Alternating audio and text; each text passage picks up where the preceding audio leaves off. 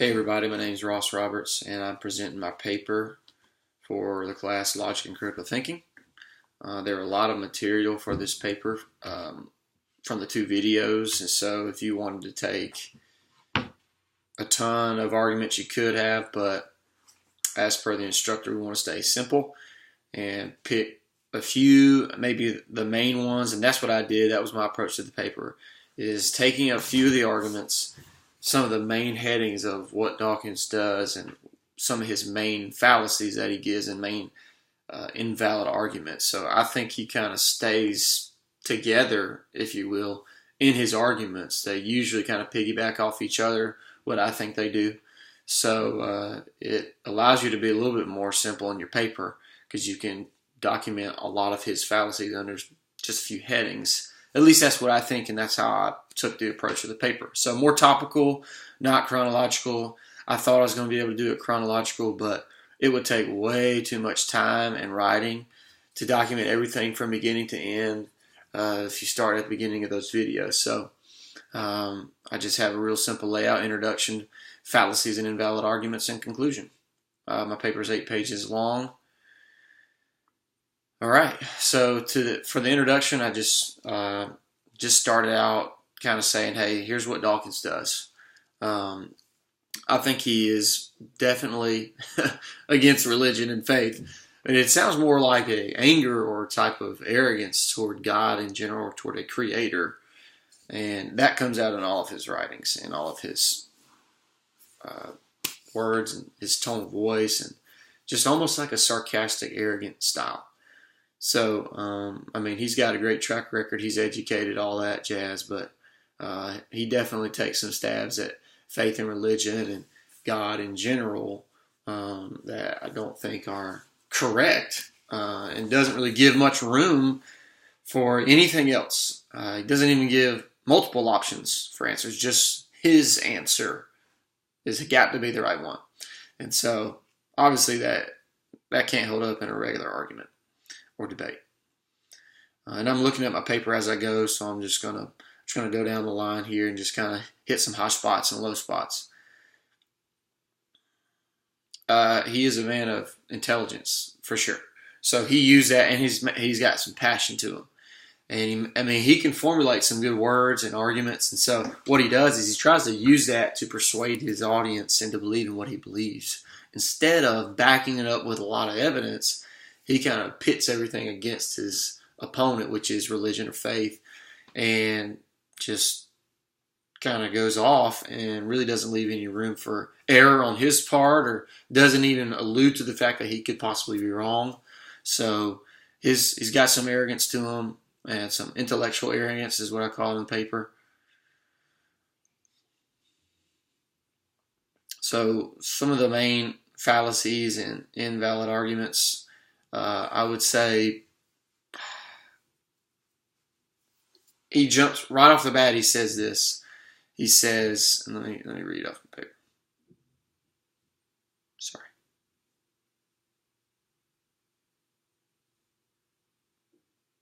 Where did it go? Oh, there's no well-demonstrated reason. There's no well-demonstrated reason to believe in God. So, I mean, right off the bat, he is making these huge claims that he has not backed up. By saying that, he's not saying directly, but indirectly saying he has calculated all the reasons to believe in God, and he, upon his wisdom, has come up with the conclusion that they are not good, not right, not true. So that's not possible, I don't think. And if it was possible, he definitely hasn't done that in these videos. So he just makes very general claims. These conclusions that he's jumping to are just monstrous, and like I said, without the proper evidence. So he just, right off the bat, he wastes no time in doing that. Some of his main fallacies are the fallacy of suppressed evidence. In many things, there's evidence just screaming to be given, but he just doesn't give it. There's irrelevant conclusions and hasty generalization, and I would add to that slippery slope as well. Those are his main ones. There are scientists and people that are just as educated as him that would oppose him in every sense, maybe. People like Kurt Wise and other scientists that are well known, that are creationists, would give him a run for his money in these arguments, and just don't think he's given the evidence that is necessary. I think I put in the paper too, a relevant conclusion is almost a product of his suppressed evidence. So in order to get to that irrelevant conclusion, there's got to be some evidence that isn't given, and I think it just kind of builds and ends with the irrelevant conclusion or hasty generalization. So a lot of this evidence is just not given.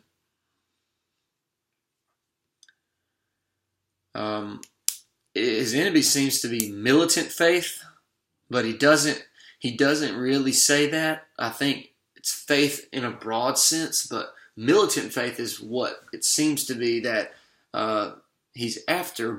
And here's one of his greatest fallacies is composition, which is taking that what is true of a part is true of the whole.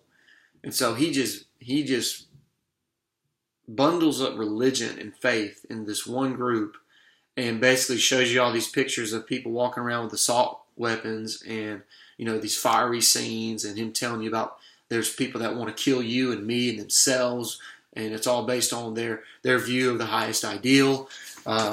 It's just unfair to religion as a whole, and I'm not arguing for Christianity here. I'm just saying to religion as a whole, you can't say that all of it should be tossed out because there's a portion of it, or there's people that claim religion that are crazy and that have these militant beliefs, and they are taught from a young age to be racist or be prejudiced against people, and even to kill those who oppose their views. That's not everybody. Even people that I don't believe are true in their doctrine and in their practice, I still have to give them credit for not teaching their faith doesn't teach that you need to kill others. Because you could there's people from any religion or any group probably that have killed in the name of their religion, but that doesn't cancel out that group. And so he does it all throughout the film, just cancels out religion as a whole, because there is a portion of people, which he doesn't really say, he doesn't give any numbers or facts behind it, just the fact that some people have done it. And so everyone must be that way, and so we need to throw it out, and it's a virus, and blah, blah, blah.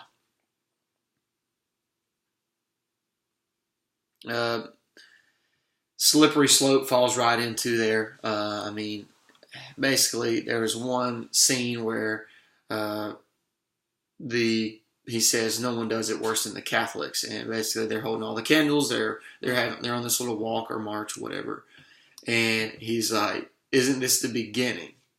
Isn't this the beginning of?" He says, it looks lovely, doesn't it? If inoffensive and gentle. But isn't this the beginning of that slippery slope that leads to young men with rucksack bombs on the tube? I would say that is a slippery slope argument. That you can't say that because someone goes to one of those, they're going to end up bombing someone, killing someone in the name of their religion or God or faith or whatever you want to say. It's just not true. I'm sure the percentage of people that go to these things, which are great in number, the percentage of those that end up actually taking someone's life in the name of faith, I don't even know if we could put a number on that, but it's got to be so tiny compared to the number of people who actually participate in these events and religious festivals.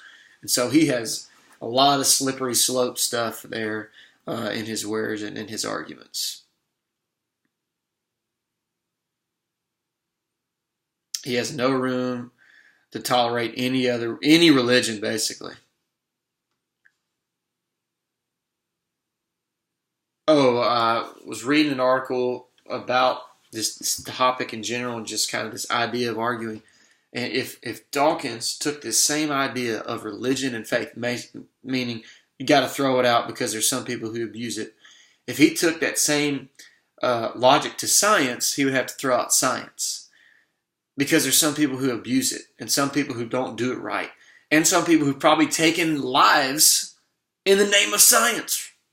They've taken it too far, or they've used it for an evil end. Because science is not the problem. It's people who abuse it. Faith is not the problem. Religion is not the problem in this argument. It's people, a small percentage of people who abuse it to the nth degree. Right? I mean, $1 is not the issue. A dollar bill. You can't indict a dollar bill. But some people can take the dollar bill and use it to give to the poor. And some people can take that dollar bill and use it to hire a hitman to kill someone. Or a brick. Some people can take a brick and use it to build a hospital. Some people can take a brick and smash someone's head in.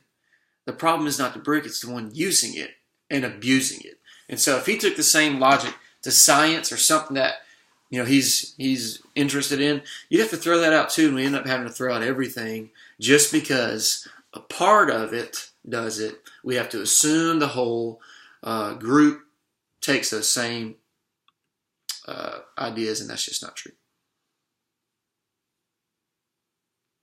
In The Virus of Faith, he talks about 2 problems with religion. One is it can lead to a warped and inflexible morality, and 2, he's very concerned with the religious indoctrination of children. Well, he is gung-ho for no, do not religiously indoctrinate your children, but he gives no room for a positive element to that. Like, these parents and people are teaching their child what they believe is true about the world and God. I think it would be equally devastating, even more devastating, if you just let your child or let someone grow up and just develop their own thought of the world, and just society tells them what's right and wrong, and that doesn't turn out well. And so he just totally throws mud at anyone who wants to indoctrinate their child, and he doesn't even give the notion that some people don't shove these beliefs down their child's throat, much less beliefs of killing people and racism and prejudice. There are those who indoctrinate their children, but they teach them both sides. So they teach them a creator-driven world versus a non-creator-driven world, or they teach them evolution and creation. Not everyone just goes hardcore and leaves one side of the equation out. There's many people who teach both, and they allow their children to come to some conclusions on their own. But they're not, going to let them, just wander around and find their morals from the world. See, trying to finish up here.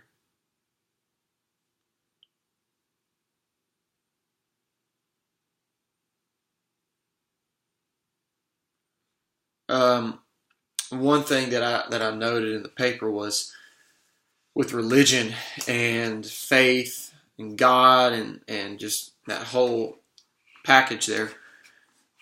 Even if I don't believe the way others believe doctrinally, in some people in practice, I've got to admit that religion, in many instances, teaches very good things, and it benefits individuals and society.